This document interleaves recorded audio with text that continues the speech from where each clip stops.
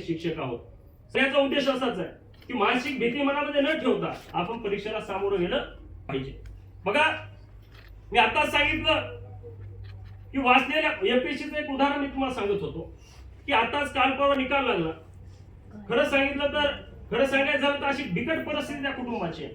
10x10चं एक घर आहे. सोलापूर या ठिकाणचं एक कुटुंब आहे. 10x10ची खोली आहे. वडील काय करतात त्या मुलींचे? 2 सख्या बहिणी आहेत. वडील काय करतात? गॅरेज, स्वतःचं ऑटो गॅरेज फुटपाथ वरती लावतात आणि येणाऱ्या जाणाऱ्याच्या गाड्या दुरुस्त करण्याचं काम करतात. त्या मेहनतीच्या पैशातून त्यांनी त्या 2 मुलीला शिकवलं. फक्त शिकवलंच नाही तर काल आलेल्या रिझल्ट मध्ये त्या दोन्ही मुली महसूल सहाय्यक म्हणून आज एमपीएससी मध्ये यशस्वी झालेल्या आहेत. गणित आपल्याला अडवून येत नाही सर. संघर्ष आपल्या जीवनाला नवीन नाहीये. कारण ऊसतोड कामगारांची तुम्ही मुलं आहेत. या डोंगर पट्ट्यामध्ये पाहतोय आज यशोदादांच्या पुण्याने खऱ्या अर्थाने इथं धरण झालं. मी इथला नसलो तरी मला थोडीफार माहिती आहे. आणि या धरणामुळे आपल्या या भागाचं डोंगरपट्ट्याचं नंदनवन जरी झालेलं असलं तरी आजही परंपरेनं चालत आलेला जो व्यवसाय आपला आहे तो म्हणजे ऊसतोडी, त्याच्याशिवाय आजही इथल्या लोकांना पर्याय नाहीये. आणि म्हणून मला सांगत असताना तुम्हाला सांगायचं आहे की आदर्श जर तुम्हाला कोण ठेवायचे असते डोळ्यासमोर तर आपले आई वडील असले पाहिजेत आणि त्याच्यानंतर गुरुजन असले पाहिजे. आणि म्हणून वाचलेल्या पुस्तकांमुळे मस्तक सुधारतं. वाचलेल्या पुस्तकांमुळे मस्तक सुधारतं. सुधारलेलं मस्तक पुन्हा पुढे ही लाचारीनं नतमस्तक होत नाही, ही खरी वस्तुस्थिती आहे. आपल्या ध्येयावर आपला ठाम विश्वास असला पाहिजे. त्याच्याशिवाय आपण यशस्वी होऊ शकत नाही. परिस्थितीला अजिबात कारण करू नका. परिस्थितीला सामोरं जायला शिका.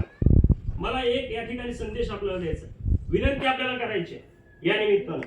प्रत्येकाचा वर्षातून एकदा वाढदिवस येत असतो. येतो की नाही? त्या दिवशी आपण काय करतो कोण सांगेल मला? बघा, स्टेज येईल पाहिजे, आपल्याकडे बोलण्याचं कौशल्य पाहिजे. काय अडचण? मी तर नामचं नाही सांगितलं, तुम्हाला परिचय दिला. केक कापतो, एखादा नवीन ड्रेस घेतो, जे आवडतं ते आपण गिफ्ट आपल्या आईवडिलांकडून घेतो. बघा, मी एक संदेश तुम्हाला बघा, पटलं तर करा, नाही तर सोडून द्या. खऱ्या अर्थानं तुम्हाला जर माणूस म्हणून या जगामध्ये जर जगायचं असेल तर तुम्हाला पुस्तकं फक्त माणूस म्हणून जगू शकतात. हा इतिहास तुमच्या आमच्या समोर आहे. अनेक महापुरुष होऊन गेले. बघा, डॉक्टर बाबासाहेब आंबेडकरांचा इतिहास आठवा. ज्या माणसाला शाळेमध्ये बसून दिलं जात नव्हतं, अस्पृश्यता मानली जात होती, त्या माणसानं गौतम बुद्धाचं एक पुस्तक त्यांना एका कार्यक्रमामध्ये भेट देण्यात आलं आणि ते पुस्तक वाचून खऱ्या अर्थानं डॉक्टर बाबासाहेब आंबेडकरांचं प्रेरणा कुठून मिळाली असेल तर ते पुस्तकापासून मिळाली. आणि त्याच बाबासाहेबांनी आपल्या या स्वतंत्र देशाचं लिखित संविधान तयार केलं. आणि मग पुस्तकच तुम्हाला माणूस म्हणून जगायला शिकवणार आहे. म्हणून खऱ्या अर्थानं पुस्तकांमध्ये आपण डोकावलं पाहिजे, पुस्तक आपण वाचली पाहिजे. मी तुम्हाला ते सांगतोय, वाढदिवसाच्या दिवशी आपण 1000-2000 खर्च करण्यापेक्षा 4 पुस्तकं विकत घ्या. महापुरुषांची पुस्तकं विकत घ्या. आपण शाळेमध्ये चॉकलेटी वाटतो, कॅडबरी वाटतो, म्हणजे आमच्याकडे आहे प्रकार म्हणून म्हणतो, इथं आहे नाही मला माहित नाही. त्याऐवजी आपण जर 4 पुस्तकं शाळेला भेट दिली तर सर चांगलं उत्तम असं ग्रंथालय शाळेमध्ये तयार होईल आणि त्या पुस्तकातून गोरेगरबांचे लेकरं वाचन करतील. त्या वाचनातून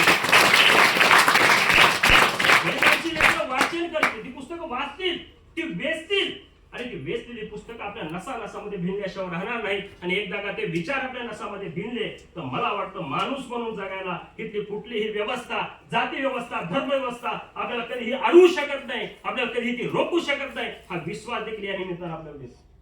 त्यामुळे पुस्तकाकडे लक्ष द्या. पुस्तकं वाचा. फक्त सिलेबसचीच नाही तर महापुरुषांची पुस्तकं वाचा. त्याचबरोबर बोर झालात का? नाही ना? कारण माझं पहिलंच भाषण आहे सर. कोणाला नाही विचारा, काय अडचण नाही. पण वेळ मुद्दामून घेतो कारण मला खऱ्या अर्थानं तुमच्या समोर तुमचे आई वडील दिसतात. तुम्ही नाही दिसत मला. तुम्ही किती पंखे मारा, मला तुम्ही दिसतच नाहीये. कारण माझं लक्ष त्या आई वडिलांकडे की जे आज या उन्हाच्या झळा सोसतायत. त्यामुळं किती जरी तुम्ही पंखे हलवले तरी मी थांबणारा नाहीये. जोपर्यंत माझं एंड होत नाही तोपर्यंत मी थांबत नाही. माफी मागितली मी महोदयांची. कारण हे विचार तुमच्यापर्यंत पोहोचले पाहिजे. आणि ही त्याच परिस्थितीत आलेली माणसं आहेत. आमचाही वडील आजही माझे आई वडील शेतामध्ये राबतायत. जाणीव त्या परिस्थिती, त्या झळा आम्ही सोसलेल्या.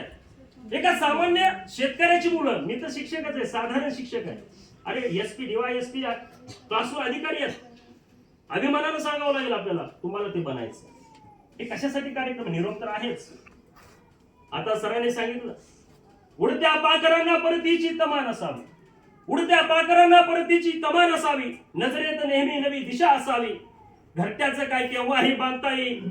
घरट्याचं काय केव्हाही बांधता येईल. पण क्षितिजा पलीकडे जाण्याची जिद्द असावी, चित्तेच्या पलीकडे जाणे.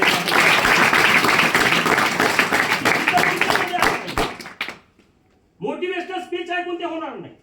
आता मी बोलतो तेवढ्यापुढे तेवढं तुमच्यामध्ये ऊर्जा निर्माण होत असेल, टाळ्या वाजू वाटतायत, ऐकावं वाटतंय, पण झालं कार्यक्रम संपला की आपला आहे ते सोडत.